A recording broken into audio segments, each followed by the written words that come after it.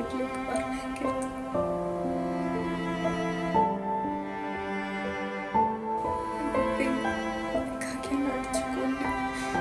എന്നെ പൂട്ടിയിടും.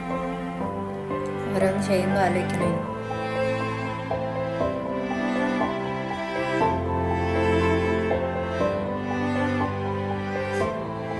എനിക്ക് എൻ്റെ ലൈഫിൽ അവരോടൊന്നും പറയാൻ പറ്റിയിട്ടില്ല.